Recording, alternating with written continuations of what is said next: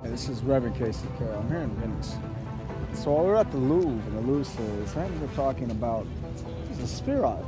I want to talk about the G specifically. And so at the center of the spherod, it has several different principles.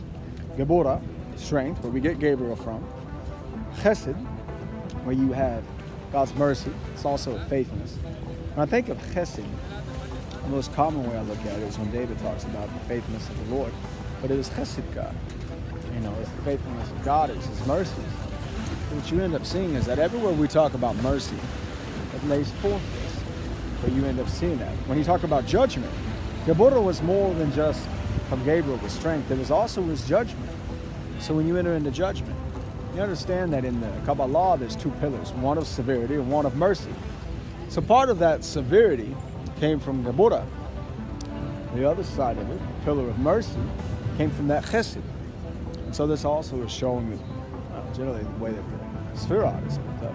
And the tree of life, as they call it, the Yetz Chaim, Yetz Chai. And so ultimately, the G consists of this, and then also Tiferet. Well, Tiferet is interesting because it mentions the glory of God. And so when you see it speaking about glory, you'll oftentimes see Tiferet.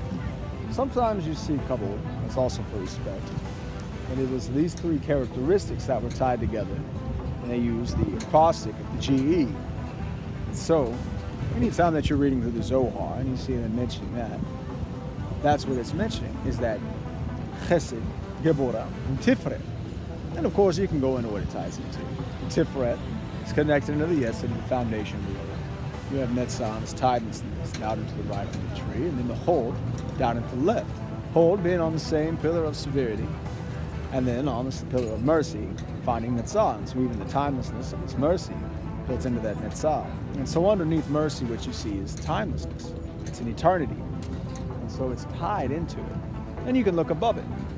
And you can see where you have Chokmah above Chesed, and how it is the wisdom of God goes on forever, as well as His mercy.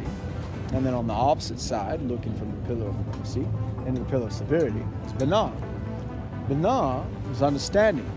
And so when you see it, what you also find is that through understanding, you're held into judgment. It is to say that if someone didn't understand, then how can I hold them liable for the situation? But once they have that understanding, then they're liable for it. So thus the understanding is actually tied to that Geburah judgment, but also the strength. Through having understanding, it gives us strength. When we understand how the concepts and the principles of this world work, we're able to interact with them in a greater way so that it strengthens us and leads us forth into victory ultimately. And these two characters line up into the Keter. It's above Tiferet. So it's interesting because when you look through in the Sefer Yetzirah, they mention to say, well, there are 10 Sefirot, not 9 and not 11. So not to take one away, either the kingdom or the Malkuth below, the Keter above. But the one that they don't often add and mention sometimes is Doth. Doth was knowledge. So thus it is actually, I was listening to a rabbi speak about eating from the tree of knowledge of good and evil. And so they pulled it away from the tree. It's not one of the sphere, although it actually is a portion and lies above Tiferet, under the Keter.